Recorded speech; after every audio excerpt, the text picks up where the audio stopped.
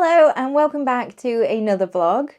This vlog is one that a few of you asked for in the comments and I received quite a few messages around, and it's really all about our upcoming May 2024 trip. So what we booked, how we booked it, who we booked it with, and what we paid. I have got my spreadsheet here and I will try and take you through some of the cost comparisons as well as I get to like each section to kind of explain why we did things in the way that we did. So let's jump in. For this trip, it's the three of us traveling. So myself, Pete and Oscar, who is 10. And we always start with the flights because we are usually a little bit constrained when we're booking a holiday. So around school holiday times as much as possible. And therefore we're a bit restricted in that sense. We always book flights out of Manchester because that's our local airport. And we always compare the different carriers that go. So you've got Aer Lingus, Virgin Atlantic, and now TUI, who I flew with for the first time earlier this year. We are not particularly wedded to any one carrier. I think because we've had good experiences on all of them, I'm quite happy to fly with any of them. For us, the price really is like the big factor. When we're looking at flights, we do look at all the options. So we look at direct and indirect, and we don't mind an indirect flight. I think as long as it's like a reasonable transfer window, i.e. we don't want to be rocking up at the other end after a long travel day, really late at night and absolutely knackered. So for us, it kind of bottom line is the pricing of what we look for. We always look for deals as well, and the best deals that we found in our experience is the New Year sale in January and Black Friday in November. You do find discounts popping up throughout the year, but I don't feel like they're as good as those two windows. So that's when we always try to book our flights. So we started looking in January to take advantage of those New Year sales, and we did compare against the three that I mentioned, and Aer Lingus came out on top, as they have consistently actually from a pricing point of view, and they do provide a really good service, so we're very happy with that. So we've booked economy. They are direct flights going from Manchester Terminal 2 to MCO Terminal C. So we've got the new terminals either side, which is really nice. And for that, we paid £1,456. Because I do use spreadsheets to track all of our holidays, I can see the prices and they are going up and up and up every year, and that's across the board. The flights, hotels, tickets, food, everything goes up. So for that price, we were really happy with that. The next thing we booked once the flights were secured were the lounges. We have travelled where we've not done the lounges, and that's fine. Like, there are lots of restaurants and things to choose from, especially in the new Terminal 2. But we just prefer to start the holiday with a lounge. Like, for us, that is holiday, because you've got through all the stresses of check-in, security, you're there, your bags are dropped off, you are going. So for us, that lounge is very much the, we can relax now and really start getting into holiday mode. So we've booked the Terminal 2 Escape Lounge. There is another Manchester Airport lounge, which is the 1903 lounge. That is gorgeous in there, but it is adults only. So that one's out for us when we do a family trip. But the Escape Lounge, we love. Oscar loves like the unlimited breakfast buffet.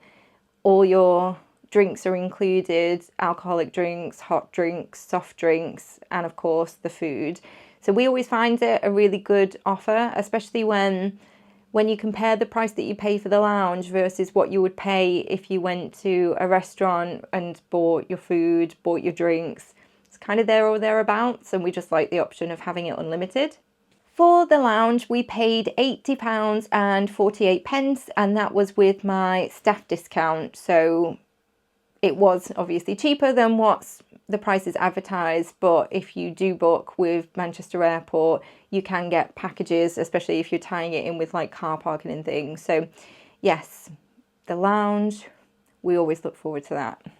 For this trip, I knew I wanted it to be just Disney.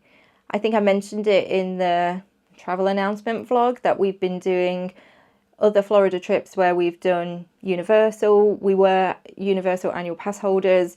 We've done some Offsite bits and bobs, and we love all that. That's brilliant. But for this trip, it definitely needed to be all the Disney and in the Disney bubble.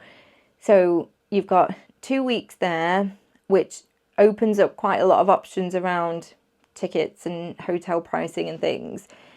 But whilst we were looking, I happened to scoot over to the Disney Cruise Line website just to see if there was cruises that were going like around our dates.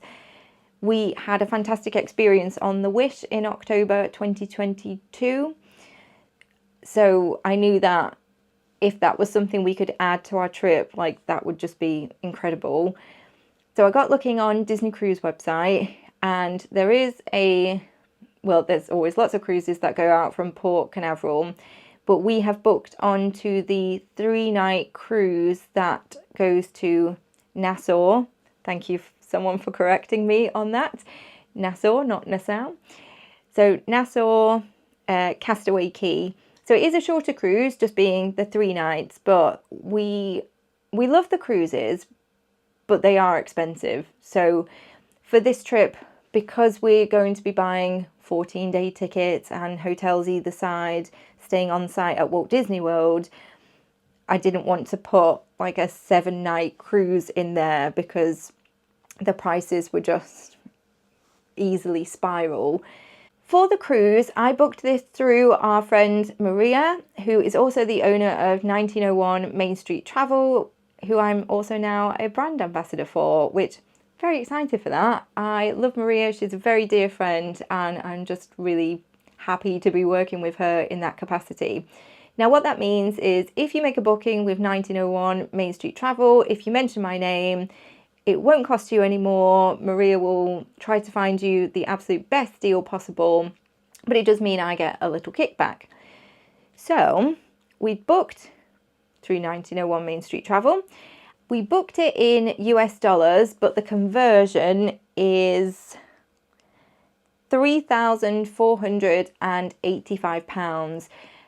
That is a lot of money for a 3-night cruise, but we are conscious that it is in holiday times and the prices were just upped anyway. That does include the ground transport, which is the Disney Cruise shuttle service from the Disney Hotel all the way to Port Canaveral. That on its own was $270, but the price I just mentioned includes that as well. I did book the cruise in dollars, and we always like to we like to pay for our holidays on a credit card because you get better protection as a consumer than if you pay it with a debit card. We always save up in advance for our holidays and then pay off the balances straight away because credit card interest rates are ridiculous. So because we booked the cruise in dollars, I needed to find a credit card that didn't charge you for foreign transaction fees, and the Barclays reward card does that. So I've paid for that in dollars, and I'm actually going to just use that now, I think, for my holiday spending. Historically, I've always used a Revolut card, which you load up, you transfer to get the exchange rate, but you do need to then keep an eye on it and potentially top up.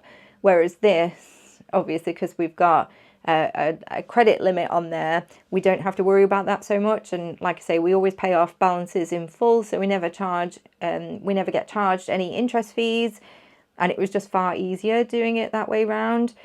And I think because we've booked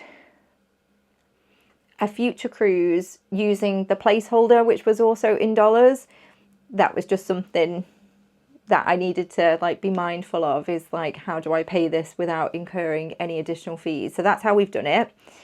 And actually we get to take advantage then of the exchange rate, because at the moment the It has been better, mind, but at the moment the pound against the dollar is quite favourable, so works quite well. So yes, for the cruise, all in £3,485, and that includes our gratuities as well. We always prepay the gratuities so that we know like the bulk of it is paid before we travel, and then we can just top it up with cash like when we get there if we want to. That's completely optional, but yeah, we just find it easier to prepay the gratuities, and then everything is all in and you don't need to worry about it when you're there. With the way that we booked the cruise, it's right in the middle of the trip, so that obviously left us Disney World hotels that we wanted to sort out for the front end and the back end. The first leg being 7 nights and the second leg being 6 nights. And we did look at quite a few options. For example, we loved Pop when we stayed there last. We absolutely loved the Skyliner. We thought that made the transport so much easier for getting around. That's a big perk, I think, for us. But then equally, and I know I keep banging on about it, but Animal Kingdom Lodge is really high on the bucket list. I just would love to stay there. So we really did look around. We looked at booking direct with Disney World. We looked at attraction tickets. We looked at Virgin Holidays.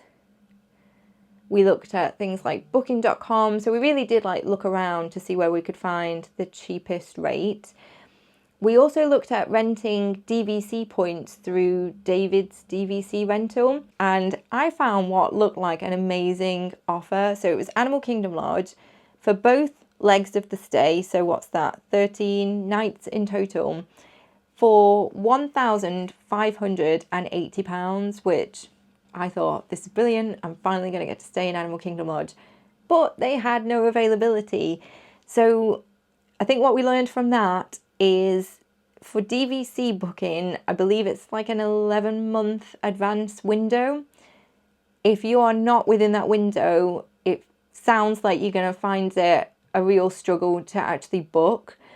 Because we weren't in that window, I was looking, 5-6 months before, there was just nothing, no availability. So the price would have been brilliant, but unfortunately the availability wasn't there.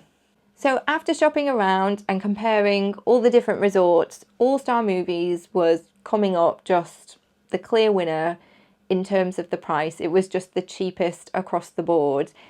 We have stayed at All Stars quite a few times now, and it's just because the price can't be beaten. And when we do our trips, we are just out all day and we just never really in the room. So provided it's clean, that there's enough space for us, I guess we're not really that fussed. We're probably not that fussed to make a bigger investment in it.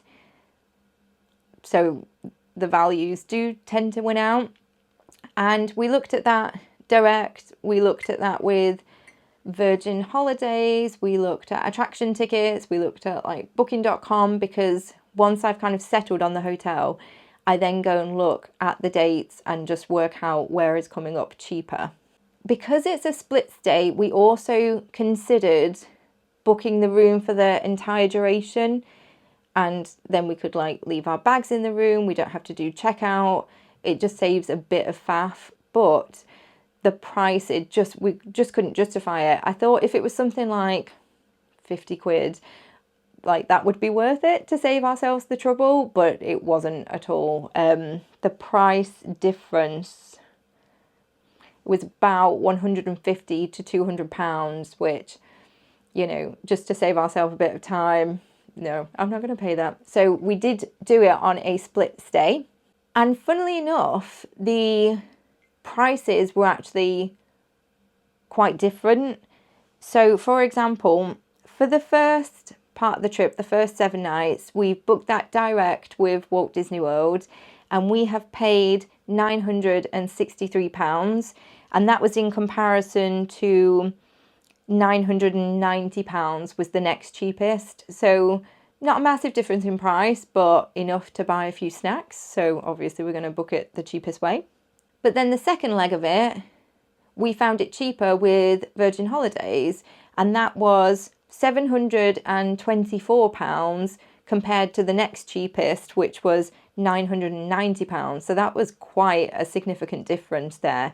So we always find that if you are comfortable DIYing it, you really can find the best price. And again, £200, that's a dinner, that's a meal. So well worth it for us. Definitely worth it to split the stay and not pay for the full 14 nights. I find that would have been wasteful anyway. But yeah, we got the best price that we could on the room. And then on to the tickets. So with the tickets from the UK, they always have the same offer on, which is the 7-day park hopper tickets, including Memory Maker. But you get 14-day park hopper tickets with Memory Maker for the same cost, which is kind of annoying when maybe you want to do a shorter trip or you're doing a split stay because you're not necessarily going to use all 14 nights, but the price is the same, so naturally that's what you're going to book.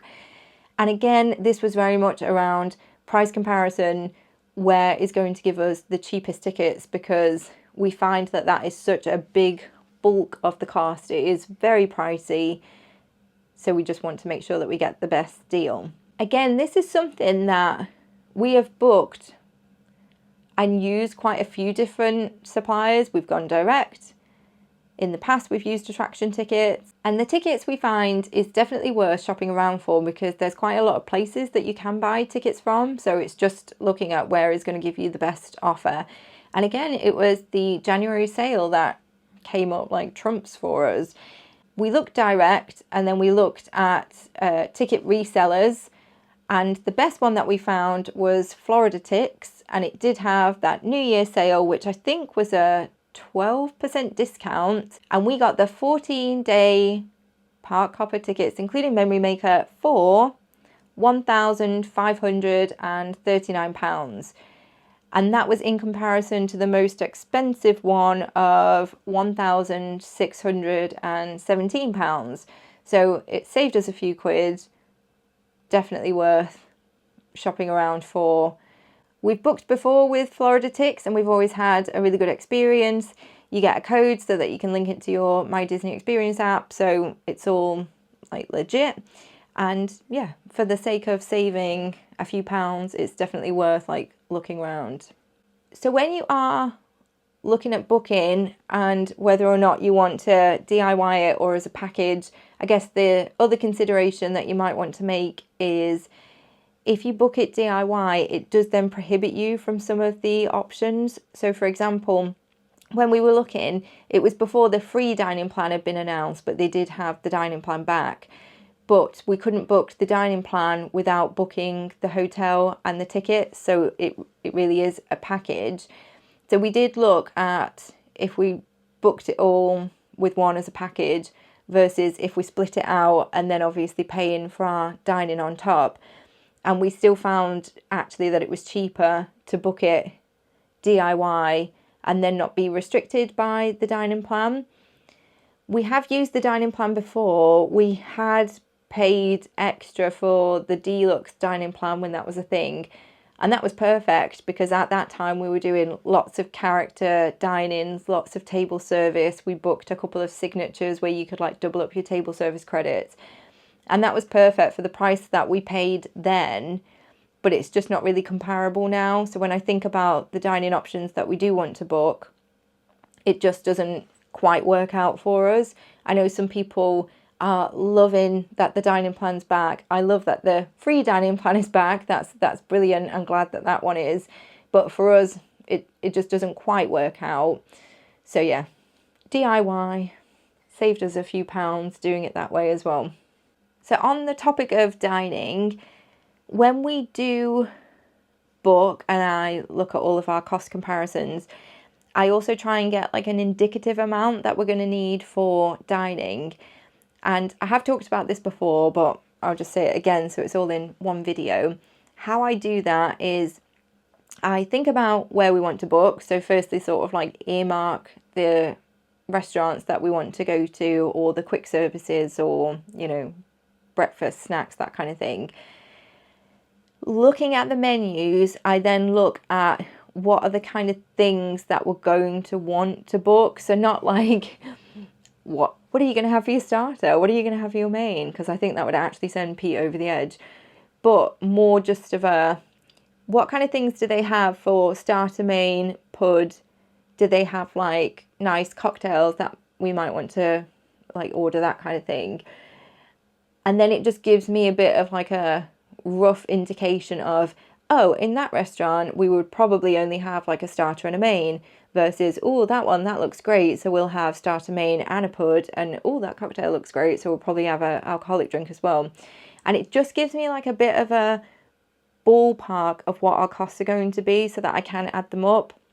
And what I would say for this one in particular, again, because I've got that spreadsheet and I've got that tracker, the costs have gone up considerably for the dining experiences, and not even just like the character dining, but just dining in general. Like, yeah, it's mad. And then when you think you're putting the 20% tip on top, it really does start adding up. So that's why with our dining this time, we've probably reduced the amount of table services and character experiences that we would normally have, and we're adding in more quick services just to make like the cost semi-decent.